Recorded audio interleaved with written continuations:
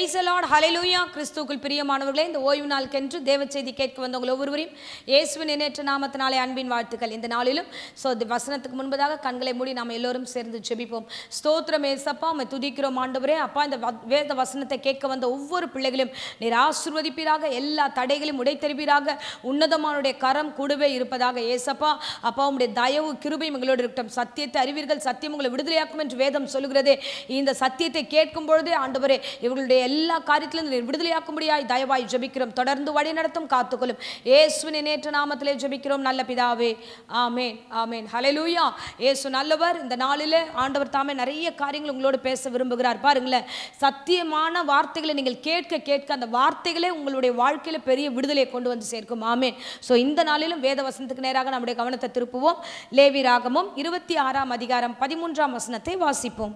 நீங்கள் எகிப்தியருக்கு அடிமைகளாய் இராதபடிக்கு நான் அவர்கள் தேசத்திலிருந்து உங்களை புறப்பட பண்ணி உங்கள் நுகத்தடிகளை முறித்து உங்களை நிமிர்ந்து நடக்க பண்ணின உங்கள் தேவனாகிய கர்த்தர். ஆமென். ஹல்லேலூயா ஹல்லேலூயா. கர்த்தர் நல்லவர். இந்த வேளையிலும் கர்த்தர் நம்மோடு பேசுகிற அருமையான வார்த்தை பாருங்க.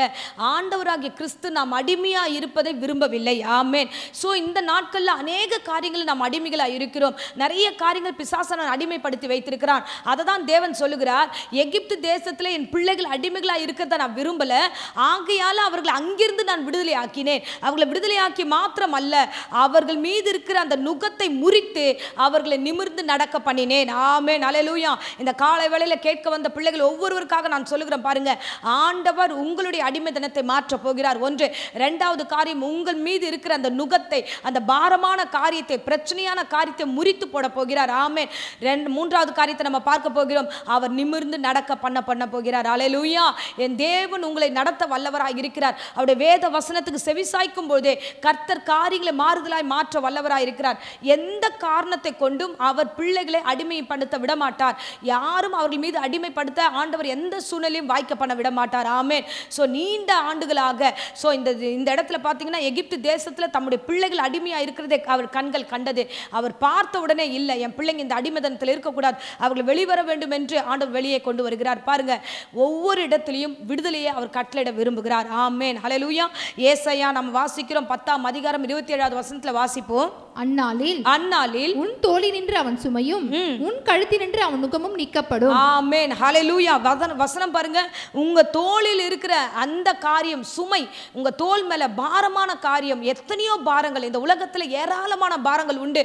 எத்தனையோ பேர் தன் பிள்ளைகளுக்கு திருமணம் ஆகணுமே என்ற பாரத்தோட இருக்கிறாங்க. எத்தனையோ பேர் வீடு கட்ட வேண்டும் என்ற பாரத்தோட இருக்கிறாங்க. எத்தனையோ பேருடைய வாழ்க்கையில நல்ல ஒரு படிப்பு படிக்க முடியலையேன்னு பாரத்தோட இருக்கிறாங்க. எத்தனையோ பேர் வியாதி, ஆண்டவர் இந்த வியாதி என்னை விட்டு நீங்களையே, ஆண்டவர் இந்த வியாதி எப்போது போகும் என்று அந்த சுமையோடு கூட இருக்கிறாங்க. எத்தனையோ பேர் கடன் நிமித்தமாய் போராடுகிறார்கள். இன்னைக்கு காலை வேளையில நான் தேவ சமூகத்தில் என்ன பிரசங்கிக்க வேண்டும் என்று நான் ஜெபம் பண்ணும்போது ஆவியானவர் எனக்கு வெளிப்பாடு கொடுத்த ஒரு வார்த்தை என்னன்னா, என் பிள்ளைகள் கடனிலிருந்து நான் விடுதலை ஆக்குவேன், அவர்களுடைய பாரமான சுமையிலிருந்து நான் விடுதலை ஆக்குவேன் என்று கர்த்தர் வாக்கு கொடுத்தார். இந்த நாட்களில் அப்பேற்பட்ட பாரம், எல்லா பாரங்களையும் நம் தோளின் மீது சுமந்து, இது என்னால் சுமக்க முடியல ஆண்டவரே, இது என்னால் இவ்வளோ பாரமாக இருக்க முடியல ஆண்டவரே கலங்கி நிற்கிற பிள்ளைகள் அடிமைகளாய் மாறப்படுகிறது. ஸோ அந்த பாரங்கள்லாம் எப்படி ஆயிடுச்சுன்னா, பிசாசுக்கு அடிமை ஆயிடுறோம். அதுலேருந்து நம்மளால எழுந்து வர முடியல. ஆனால் தேவனாகிய கர்த்தரோ நம்மளை அப்படிப்பட்ட தேவனாக அல்ல, நம்மளை விடுதலையாக்குகிற தேவனாக இருக்கிறார். அடிமைத்தனத்தில் இருக்கிற உங்களை அவர் விடுதலையாக்குவார். அதான் வசனம் சொல்லுது, உன் தோளில் நின்று சுமையை நான் விலக்குவேன், நீக்குவேன். ஆமென். ஸோ கர்த்தர் நல்லவர். சொல்லின வார்த்தைகளை அவர் நிச்சயமாய் உங்கள் குடும்பத்திலிருந்து ஆண்டவர் விடுதலையாக்கி நடத்துவார். அடுத்த வார்த்தை பார்க்குறோம், உங்கள் கழுத்து நின்று அந்த நுகம் நீக்கப்படும். ஹல்லேலூயா. ஸோ மாட்டுக்கு மேலே கட்டப்பட்டிருக்கிற அந்த கட்டுகள், அந்த அழுத்தத்தின் நிமித்தமா அந்த ஓட்டுகிற மனிதன் எந்தெந்த வகையில் ஓட்டுகிறானோ அப்படியெல்லாம் அந்த மாடு போக வேண்டிய ஒரு சூழ்நிலை வந்துடும். ஆனால் ஆண்டவராகிய கர்த்தர் சொல்லுகிறார், அந்த நுகத்தை, அந்த தோளின் மீது இருக்கிறத நான் நீக்கி போடுகிறேன், உன்னை ஒருத்தரும் ஆளுகை செய்ய விட மாட்டேன் என்று கர்த்தர் சொல்லுகிறார். ஹல்லேலூயா ஹல்லேலூயா. என் தேவனாகிய கர்த்தர் நல்லவர். பாருங்க, ஒரு காரியத்தை குறித்து நான் உங்களிடத்துல பேச விரும்புகிறேன். என் தேவன் தம் பிள்ளைகளை விடுதலையாய் நடத்த வேண்டும் என்பதற்காகவே அவர் இரட்சகராக இயேசு கிறிஸ்து இந்த பூமிக்கு கடந்து வந்தார். வைத்திருக்கிறார். ஸோ நம்மை விடுதலையாக்கி பரிசுத்தாவின் அபிஷேகத்தை நமக்குள்ள கொடுத்து நம்மளை விடுதலையாய் தன்னிச்சையாய் செயல்படும்படியாய் வைத்திருக்கிறார். ஆமென். எந்த இடத்திலும் நாம் அடிமையாக கூடாது என்பது தேவ சித்தம். ஆமென். ஹல்லேலூயா. கர்த்தர் நல்லவர். நம்ம பாருங்க, அந்த காலை வேளையில் ஆண்டவர் என்னோடு பேசும்போது சொன்ன உடனே நான் ஜெபம் பண்ண, ஆண்டவரே எல்லா பிள்ளைகளுடைய கடனுக்காக ஜெபிக்கிறேன் என்று. கடன் என்ற ஒரு பெரிய சுமையில் அநேகர் மாட்டிக்கிட்டு அவஸ்தைப்படுறாங்க. நிறைய கடன். இன்னைக்கு பார்த்தோம்னா கடன் இல்லாதவங்களுக்கு கூட சும்மாவே இந்த உலகத்தில் பார்த்தீங்கன்னா பேங்க்லேருந்து கால் வரும், நீங்கள் வந்து கடன் வாங்கிக்கோங்க, உங்களுக்கு ஃப்ரீயாக நாங்கள் வந்து 0% நாங்கள் உங்களுக்கு கடன் தரோம் அப்படின்னு சொல்லி சிலதெல்லாம் ஆசைகளை கொடுத்து நம்மளை வந்து தேவையில்லாமல் கடனில் வந்து பிசாசானவன் அந்த இடத்துல கொடுக்குறான். நிறைய பேர் காரியத்தை நான் கேட்டது உண்டு.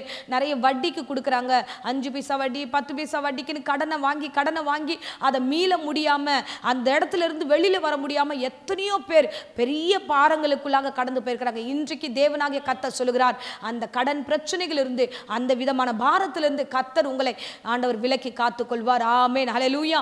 வேத வசனம் நமக்கு திட்டமாய் சொல்லுகிறது. நீதிமொழிகள் வசனத்தை நம்ம வாசிக்கிறோம். நீதிமொழிகள் 10ஆம் அதிகாரம் 22ஆம் வசனத்தில் நம்ம வாசிக்கிறோம், கர்த்தரின் ஆசீர்வாதமே ஐஸ்வரியத்தை தரும், அதனோடே அவர் வேதனையை கூட்டார். ஆமென். ஹல்லேலூயா. கர்த்தருடைய ஆசீர்வாதமே நமக்கு சகலமும் ஐஸ்வரியத்தையும் தரும். ஆமென். ஆனா தேவன் அதோடு கூட வேதனையை கூட்ட மாட்டார். அப்ப வேதனையாய் மாறுகிறது, ஆசீர்வாதம் இல்லாமல் மாறுகிறது, பலவீனமான சூழ்நிலை மாறுகிறதுனா பலவிதமான காரியங்களை நம்ம ஒடுக்கப்படுகிறோம், பலவிதமான காரியங்களை இந்த உலகத்தினுடைய அசுத்தங்களை நம்ம விழுகிறோம். பாருங்க, பிசாசானவன் டெம்டேஷன் கொடுக்குறான். அதுதான் நான் முன்னாடி சொன்னேன். அவன் வந்து என்ன பண்ணா, கடன் வந்து வாங்குறதுக்கான சூழ்நிலை அவன் ஏற்படுத்தும் போது அது இல்லாம சமாளிக்க முடியும்னா நம்மளால சமாளிச்சு அதுல இருந்து வெளியில வந்துடலாம். ஆனா சமாளிக்க விட மாட்டான். இஎம்ஐ, தேவையில்லாத இஎம்ஐ, ஒரு 10 மாசம் நீ கட்டினா இந்த பிரச்சனையிலிருந்து விடுதலை வந்துடும் சொல்லி அதுக்கு ஒரு கடனை கொடுப்பான். அதுக்கப்புறம் அதை வாங்கும்போது திருப்பி முடிகிற நேரத்தில் இன்னொரு கடன் நீங்க வாங்கினீங்கன்னா இன்னும் அதிகமான தொகைகளை கொடுத்து உங்களை கடனாளிகளாக மாற்றுகிறான். இப்போ பிசாசனுடைய தந்திரம் என்னன்னா, கடைசி வரைக்கும் உங்களை அடிமைகளாய் மாற்ற வேண்டும். ஆனால் தேவனுடைய எண்ணம் என்றால் அந்த அடிமைத்தனத்திலிருந்து உங்களை வெளியே கொண்டு வந்து நீங்கள் நிமிர்ந்து நடக்க வேண்டும் என்று வேத வசனம் நமக்கு எப்பயுமே நமக்கு எல்லாவற்றும் நேர்த்தியாய் போதிக்கிறது. பாருங்களேன், நீதிமொழிகளை வாசிக்கிறோம் 22:7, கடன் வாங்கினவன் கடன் கொடுத்தவனுக்கு அடிமை. வாசிப்போம்.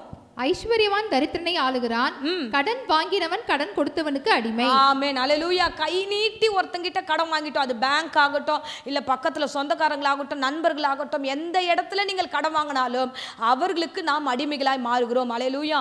ஆகையால நாம தெளிந்த புத்தி உள்ளவர்களாய் அடிமைகள் ஆகாதபடி நாமே நம்முடைய வாழ்க்கையை சீராய் நடத்த வேண்டும். அதுதான் ஆண்டவர் சொல்றாரு, நான் இந்த மாதம் நீ எந்த காரியத்துல நீ அடிமைப்பட்டு இருக்கிறியோ நான் இந்த நாட்கள்ல உங்களை அடிமைத்தனத்திலிருந்து நான் விடுதலையாக்குவேன் என்று கர்த்தர் சொல்லுகிறார். அப்ப ஆண்டவர் நம்மளை விடுதலை ஆக்குவதற்கு சரியா இருக்கும்போது நாம என்ன பண்ணணும்? அந்த அடிமைத்தனத்திலிருந்து வெளியில வரணுமே, கடன்ல இருந்து வெளியில வரணுமே. கடன் எல்லா வாழ்க்கையிலும் வந்து போகும். பிரச்சனைகள், பண பிரச்சனைகள் எல்லா வாழ்க்கையிலும் வந்து போகும். எல்லோருமே கடனாளிகளா மாறுகிறாங்கன்னா இல்ல, ஒரு சில கூட்டத்தார் மட்டும்தான் அடிமைகளாய் மாறுகிறார்கள். ஒரு சில கூட்டத்தார் தான் அந்த கடன்ல போய் சிக்கி தவிக்கிறார்கள். அப்ப அதுல இருந்து வெளி வரணும். கர்த்தர் சொல்லி இருக்கிறாரே, நான் விடுதலை ஆக்கி இருக்கிறேன், நான் ஆசீர்வாதத்தை தருகிறேன். அப்ப நான் அதை சுதந்திரித்துக்கொள்ள நாம என்ன பண்ணணும் அப்படின்னா, வேதாகமத்துல 2 ராஜாக்கள் 4ஆம் அதிகாரத்தில் 1-7 வரைக்கும் ஒரு சம்பவம் இருக்கிறது. வாசிக்கலாம். 1-2 வசனங்களை நாம் வாசிப்போம். தீர்க்கதரிசிகளுடைய புத்திரரில் ஒருவனுக்கு மனைவியா இருந்த ஒரு ஸ்திரீ எலிசாவை பார்த்து, உமது அடியானாகி என் புருஷன் இறந்து போனான், உமது அடியான் கர்த்தருக்கு பயந்து நடந்தான் என்பதை அறிவீர். கடன் கொடுத்தவன் இப்பொழுது என் 2 குமாரரையும் தனக்கு அடிமையாகி கொள்ள வந்தான் என்றாள். எலிசா அவளை நோக்கி, நான் உனக்கு என்ன செய்ய வேண்டும்? வீட்டில் உன்னிடத்தில் என்ன இருக்கிறது சொல் என்றான்.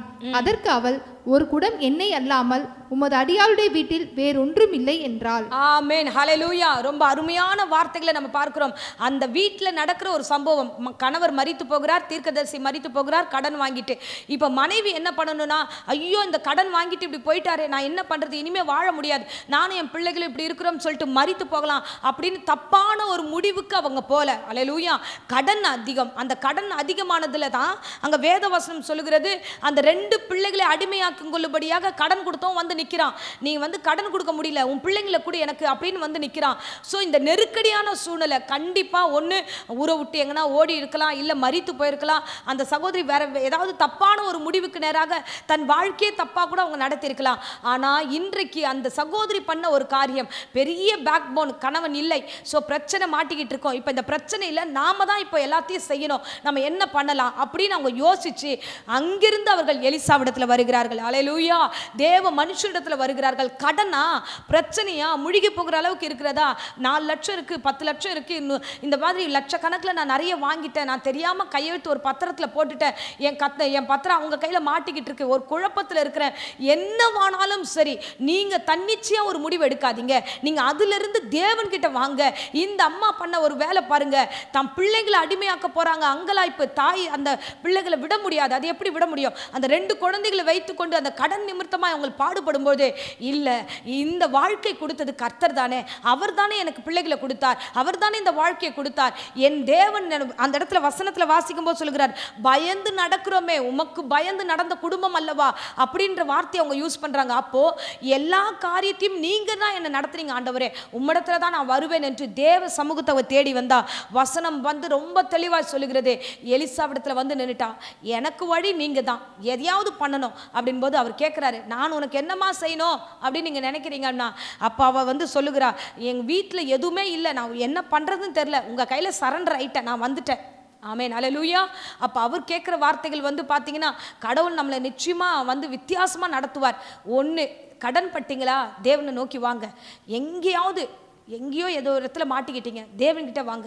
ஏதோ பிரச்சனையில் சிக்கிட்டீங்க, யார்கிட்டயோ ஏதோ ஒரு பொருளை கொடுத்துட்டு மாட்டிக்கிட்டீங்க, அந்த பொருள் வெளியில் வந்துட்டா பிரச்சனை வரும்ன்றது தெரியும். அந்த மாதிரி சுச்சுவேஷனில் மாட்டிக்கிட்டு இருந்தா தேவனத்தில் வாங்க, ஆலயத்துக்கு வாங்க, கர்த்தரிடத்துல வாங்க, தேவன்கிட்ட ஒப்பு கொடுங்க. அவர் அதிலிருந்து விடுதலையாக்க வல்லவராக இருக்கிறார். ஹல்லேலூயா. ஸோ தேவன் நம்மை நடத்துவதற்கு நாம இடம் கொடுக்க வேண்டும். நிறைய பேர் கடன் வாங்கிட்டு, கணவனுக்கு தெரியாமல் மனைவி நிறைய பேர் கடன் வாங்கிட்டு ஒளிச்சு வைக்கிறாங்க. ஸோ மனைவிக்கு தெரியாமல் கணவர் வந்து கடன் வாங்கிட்டு அதை ஒளிச்சு வச்சு நிறைய தெரியாம எத்தனையோ பேருடைய வாழ்க்கைகள் தவறுதலாய் போகிறது. ஹல்லேலூயா. என் அன்பு பிள்ளைகளே, என்ன ஒரிஜினலோ என்ன உண்மையோ அதை வீட்டில் தெரிவிங்க. ஆமென், ஹல்லேலூயா. ஸோ இப்போ இந்த கடன் ஒரு வாழ்க்கையை முடக்குகிறது, ஒரு வாழ்க்கையினுடைய காரியங்களை தலைக்கீழாய் மாற்றுகிறது. அந்த இடத்துல பார்த்தீங்கன்னா, இந்த அம்மா எலிசா கிட்ட வரலன்னா அந்த கடன் கொடுத்தவன் என்ன பண்ணுவான்? அடிமை ஆயிட்டாங்க. இவங்க எப்படியும் கடன் வாங்கியாச்சு, 2 பிள்ளைகளை அடிமைகளை மறுபடியும் கொண்டு போயிருப்பாங்க. ஹல்லேலூயா. ஆனால் அந்த தாய் விடலை. அந்த தாய் அங்க நின்று சரியான முடிவு எடுக்கிறாங்க, சரியான ஒரு சொல்யூஷன் எடுக்கிறாங்க. என் தேவன் கிட்ட போனா அவர் விடுதலையாக்குவார். ஏன்னா ஆதியிலே எங்களுடைய முற்பிதாக்களே அவர் விடுதலையாக்கினார். அடிமைகளா இருந்தாங்க எகிப்து தேசத்துல, அவங்களெல்லாம் விடுதலையாக்கி கர்த்தர் கொண்டு வந்தாரே. சோ தோளில் இருந்த சுமையை நான் விலக்குவேன் என்று வாக்கு கொடுத்து அவர்களெல்லாம் வெளியே கொண்டு வந்தாரே. அந்த தேவன் என்னை விடுதலையாக்குவார் என்ற நம்பிக்கை அந்த சகோதரிக்கு இருந்தது. ஆமேன். அருமையான பிள்ளைகளே, கர்த்தர் உங்களோடு முகமுகமாய் பேசி கொண்டிருக்கிறார். அவர் கேட்கிறாரு, சரிம்மா, இப்போ ஊழியக்கார் கேட்கிறாரு, உங்க வீட்டில் என்ன இருக்கு? அப்ப அவங்க சொல்றாங்க, என் வீட்டில் இதுதான் இருக்கு, என் வீட்டில் இதுதான் இருக்கு. ஒரிஜினலா உண்மையை. ஆமேன், ஆமேன், ஹல்லேலூயா. இன்னைக்கு உண்மை அவசியம். இன்னைக்கு உண்மை அவசியம். 1 லட்ச ரூபாய் தான் கடன் இருக்கும், ஆனால் வெளியே எல்லார்ட்டும் சொல்லும்போது எனக்கு 10 லட்ச ரூபாய் கடன் பொய் சொல்ல ஆரம்பிச்சிருவோம். அது உண்மையாகவே சொன்ன பொய் நிஜமாகவே மாறிடும். எத்தனையோ பேர் மிகைப்படுத்தி பேசுகிறது, அந்த மிகைப்படுத்தி பொய்யை பேசுகிறது. இது நிமித்தமா எத்தனையோ பேருடைய வாழ்க்கையில் இன்னும் தார்மாராய் குடும்பங்கள் போவது உண்டு. உள்ளது எதுவோ அது உள்ளபடியே சொல்லுங்க, நிச்சயமாய் அதிலிருந்து கர்த்தர் வெளியே கொண்டு வர. 10 லட்சமா, ஸோ இல்லைன்னா ஒரு 20 லட்சமா, இல்லை 5 லட்சமா, 1 லட்சம், இல்லை 50,000 ரூபாய் கடன், 50,000 30,000 இருக்கிற கடன் எல்லாம் 1 லட்சம் 2 லட்சம் சொல்லி தவறுதலான பொய்யான வாக்கெல்லாம் நம்ம சொல்லக்கூடாது. என்ன ஒரிஜினலோ அதை நம் தேவனிடத்தில் தெரியப்படுத்தும் போது என் தேவன் எல்லாவற்றும் மாற்ற வல்லவராய் இருக்கிறார். ஆமேன். அவர் என்ன ஆலோசனை கொடுக்கிறார் தெரியுமா? முதல்ல அவர் சொல்லுகிறாரு, நீ வீட்டுக்கு போய் நீ வீட்டை வந்து நல்லா கெட்டியா மூடிடு. 2வது உன் பிள்ளைங்களை கூட வச்சுக்கோ. 3வது அவர் என்ன தெரியுமா சொல்லுகிறார்? நீ போய் பக்கத்து வீட்டில் இருந்து எல்லா பாத்திரத்தையும் கொண்டு வந்து இந்த எண்ணெயை பாத்திரங்களில் வார்த்துக்கிட்டே இரு, அந்த பாத்திரங்களை ஊற்றிக்கிட்டே இரு. அந்த பாத்திரத்தை அந்த அம்மா எண்ணெய் ஊற்ற எல்லா பாத்திரமும் வந்து வழியுது. நம்ம வசனத்தில் வாசிச்சா உங்களுக்கு இன்னும் தெளிவாய் புரியும். 3-4 வசனங்களை நம்ம தொடர்ந்து வாசிச்சோம்னா ஆலோசனை கொடுப்பார். எலிசா என்னென்ன பண்ணலாம் அப்படின்ற ஒரு சில ஆலோசனைகளை அவர் கொடுக்கிறார். வாசிக்கலாம். அப்பொழுது அவன், நீ போய் உன்னுடைய அயல் வீட்டுக்காரர் எல்லாரிடத்திலும் அநேகம் வெறும் பாத்திரங்களை கேட்டு வாங்கி உள்ளே போய் உன் பிள்ளைகளுடன் உள்ளே நின்று கதவை பூட்டி அந்த பாத்திரங்கள் எல்லாவற்றிலும் பார்த்து நிறைந்ததை ஒரு பக்கத்தில் வை என்றான். ஆமென், ஹல்லேலூயா. ஒரு ஆலோசனை கொடுக்கிறார். நீ போ, பக்கத்து வீட்டில் இருக்கிற எல்லா இடத்துலையும் போய் பாத்திரங்கள் எல்லாம் கொண்டு வந்து வச்சுட்டு உன் வீட்டின் கதவை மூடி நீயும் உன் பிள்ளை என்ன திரும்ப பண்ணோம், அங்கே இருக்கிற அந்த பாத்திரத்தில் இருக்கிற அந்த கொஞ்சம் எண்ணெய் இருக்குன்னீங்களே அதை எடுத்து எல்லா பாத்திரத்துலையும் வார்த்துடு. அதே மாதிரி அவங்க பண்ணிக்கிட்டே இருக்கிறாங்க. போய் பண்ணி முடிச்சதுமே ஃபைனலாக முடியுது. போய் பக்கத்தில் போய் எதனா பாத்திரம்னா வேற பாத்திரம் இல்லைன்னு சொன்னதுமே அந்த எண்ணெய் நின்றுடுது. உடனே எலிசா சொல்லுகிறார், இது எடுத்துன்னு போய் நீங்கள் விற்று உங்களுடைய பிழைப்பை பாருங்க, போய் கடனை எல்லாத்தையும் கொடுங்க அப்படின்னு சொல்லி அனுப்புகிறார். ஆமென், அல்லேலூயா. இன்றைக்கு தேவனாகிய கர்த்தர் உங்களிடத்துல சொல்லுகிற அருமையான வார்த்தை என்ன தெரியுமா? பிரச்சனை வந்துதா, கடன்னால முழுகி இருக்கிறீங்களா, சூழ்நிலை வேறமா இருக்கா, முதல்ல நீங்க பண்ண வேண்டியது உங்கள் வீடுகளில் ஒன்றாய் சேர்ந்து ஜெபிக்க வேண்டும். முதல்ல நீங்க போய் என்ன பண்ணுமா, வீட்டு கதவை பூட்டி வீட்டில் உட்காந்து தேவன்கிட்ட உட்காந்து அழுவுங்க. ஆமென். பரமண்டலத்தில் இருக்கிற எங்கள் பரம பிதாவை என்று இயேசு கிறிஸ்து முதல் ஜெபத்தை கற்றுக் கொடுத்தார் பார்த்தீங்களா? அதே மாதிரி உட்காந்து, ஆண்டவரே நீங்கள் தானே எங்கள் தேவன், இப்படிப்பட்ட ஒரு பிரச்சனையில் நான் மாட்டிக்கிட்டு இருக்கேன், எனக்கு நீங்கள் உதவி செய்யுங்க என்று நீங்கள் ஜெபிக்கும் போது உங்கள் பிள்ளைகள் இருக்க வேண்டும். ரெண்டாவது தெளிவாய் புரிந்து கொள்ள வேண்டிய காரியம் என்ன தெரியுமா? உங்க பிள்ளைங்க இருக்கணும். உங்க பிள்ளைங்களுக்கு நீங்க படுற பிரச்சனைகள், கஷ்டங்கள், வேதனைகள் தெரியணும். நம்ம நிறைய தப்பு என்ன பண்றோம்னா, பிள்ளைங்களுக்கு எதுவும் தெரிய வேணாம், அதை மூடி மறைச்சு கஷ்டமே தெரியாம வளர்த்தோம்னா அந்த பிள்ளைங்க சரியா வளராது. ஓ, நம்ம குடும்பத்தில் இவ்வளோ கஷ்டம் இருக்கு, இந்த பண பிரச்சனை இருக்கு, நம்ம பண பிரச்சனை மாட்டிக்க கூடாது, நம்ம பேரண்ட்ஸ் நம்ம அதுக்கு தகுந்த மாதிரி சிக்கனமா நடந்துக்கணும்னு அந்த பிள்ளைங்களுக்கு ஒரு அறிவு வரணும். இன்னைக்கு அந்த மாதிரி இல்லை. இன்னைக்கு இருக்கிற 2K பிள்ளைங்களை எல்லாத்தையும் வித்தியாசமா நடத்த ஆரம்பிச்சாச்சு. அவங்களுக்கு கடன்னா என்ன, பிரச்சனை என்ன, ஸோ வேதனை என்ன, வட்டிக்கு வாங்குறதுன்னா எதுவுமே தெரியாம அந்த பிள்ளைங்க நல்லா வளரவே அவங்க நம்ம கைக்கு அடங்காம போயிடுறாங்க. அதனால நீங்கள் ஒன்று பண்ணணும். ஒன்று, பிரச்சனை வந்ததுன்னா நீங்கள் உங்கள் வீடுகளில் ஜெபிக்கணும்.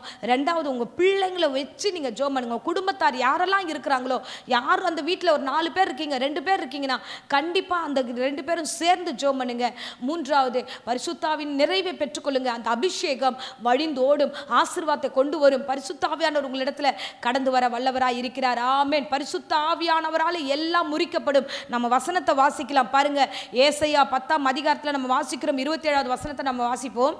அந்நாளில் உன் தோளின்று அவன் சுமையும் உன் கழுத்தினின்று அவன் நுகமும் நீக்கப்படும், அபிஷேகத்தின் நுகம் முறிந்து போ. ஆமென், அல்லேலூயா. என் தேவனாகிய கர்த்தர் எல்லாவற்றையும் முறித்து போட வல்லவராய் இருக்கிறார். உங்கள் சுமைகளை இறக்கி வைப்பார். உங்கள் தோளின் மீது இருக்கிற சுமை இறக்கப்படும். ஸோ நீங்க தேவையற்ற பயங்கள் பயப்பட வேண்டாம்.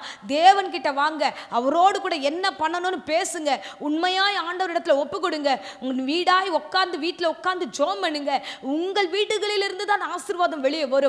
அல்லேலூயா. அங்க போறேன், இங்க போறேன், இங்க போறேன்னு சொல்லிட்டு பல இடங்களை சுற்றி திரிவதனாலும் பல ஆலோசனைகளை கேட்பதனாலும் பிரயோஜனம் இல்லை. நீங்க தேவனிடத்துல அமர்ந்து உட்கார்ந்தா போதும். இந்த ஒரு பிரசங்கம் உங்களுக்கு போதுமானது. உங்கள் கடனிலிருந்து கர்த்தர் விடுதலையாக்குவார். உங்க பிரச்சனையிலிருந்து கர்த்தர் விடுதலையாக்குவார். எங்கெல்லாம் நீர் மாட்டிக்கிட்டு இருக்கீங்களோ அந்த இடத்துல இருந்து கர்த்தர் உங்களை விடுதலையாக்க வல்லவராய் இருக்கிறார். ஆமென், அல்லேலூயா, அல்லேலூயா. அததான் இஸ்ரவேல் ஜனங்களை கர்த்தர் அடிமை தனத்தில் இருக்கக்கூடாது என்று நான் அவர்கள் நுகத்தை முறித்தது மாத்திரமல்ல, அவர்களை நிமிர்ந்து நடக்க பண்ணுவேன் என்று வாக்கு கொடுத்தது போல இன்றைக்கு உங்களுக்கு வாக்கு கொடுக்கிறார். நீங்கள் அடிமையா இருப்பது கர்த்தருக்கு சித்தம் அல்ல. நீங்கள் அந்த அடிமைத்தனத்திலிருந்து, அந்த அடிமையின் நுகத்திலிருந்து நீங்கள் வெளிவர வேண்டும் என்பதுதான் தேவ சித்தம். எந்த மனுஷனுக்கும் நீங்க அடிமையா இருக்கக்கூடாது. என் தேவனாகிய கர்த்தர் உங்களோடு கூட பேசுகிறார். உங்களை நிமிர்ந்து நடக்க பண்ணுவார். ஆமென், ஆமென். கர்த்தர் உங்களை நடத்த வல்லவராய் இருக்கிறார். இப்பொழுதும் அடியேன் உங்களுக்காக ஜெபிக்கிறேன். இருந்த இடங்களை கண்களை மூடி நாம் ஜெபிப்போம். ஸ்தோத்திரம் ஏசப்பா, உம்மை துதிக்கிறோம் ஆண்டவரே. இந்த வேத வசனத்தின்படி ஆண்டவரே என் பிள்ளைகளுக்காக ஜெபிக்கிற ஆண்டவரே, அடிமைத்தனத்தில் இருந்த நுகத்தை நீர் முறிப்பீராக ராஜா. அப்பா, இந்த பிள்ளைகள் தோளின் மீது ஆண்டவரே அப்பா சுமைக்கிற இந்த சுமைகள் எல்லாம் இயேசுவின் நாமத்தினால் நான் சபித்து கட்டுகிறேன். அபிஷேகத்தினால் ஆண்டவரே இது எல்லாவற்றையும் முறித்து போடுகிறோம் ராஜா. அப்பா, எந்தெந்த குடும்பங்கள் கடனால் அவஸ்தைப்படுகிறதோ, யார்கிட்டெல்லாம் எதையோ ஆண்டவரே கொடுத்துட்டு அமர்ந்திருக்கிறாங்களோ, எல்லா காரியத்தையும் சாதகமாய் மாற்றுங்க, விடுதலையாய் மாற்றுங்க ஆண்டவரே. கர்த்தாவே, உம்மால் கூடாத அதிசயமான காரியம் ஒன்றும் இல்லை. என் கர்த்தர் இந்த கடனிலிருந்து, இந்த சுமைகளிலிருந்து, இந்த பிரச்சனையிலிருந்து நீர் விடுதலையாக்குவீராக, நீர் விடுதலையாக்குவீராக. மெய்யாகவே விடுதலையாக்க வல்லவராய் இருக்கிறீர் ஆண்டவரே. குமாரன் விடுதலையாக்கினால் மெய்யாகவே விடுதலை உண்டுன்னு வேதம் சொல்லுகிறதே. நீர் இயேசுவின் நாமத்தினால் இப்பொழுது நான் விடுதலை கட்டளையிடுகிறேன் ஆண்டவரே. அப்பா, இந்த வேளையில கூட கர்த்தாவே வியாதி விக்கிரங்களோடு பலவீனத்தோடு யாராகிலும் இந்த பிரசங்கத்தை கேட்டுக்கொண்டா, வியாதி விக்கிரங்கள் பலவீனங்கள் இயேசுவின் நாமத்தில் நீங்கி போகட்டும். பூர்ண சுக ஆரோக்கியம் உண்டாகட்டும். கர்த்தர் தாமே பொறுப்பெடுத்துக் கொள்ளும். இயேசுவின் நேற்று நாமத்தில் ஜெபித்து ஒப்பு கொடுக்கிறேன் ஜீவனுள்ள நல்ல பிதாவே. ஆமென், ஆமென். Praise the Lord. God bless you.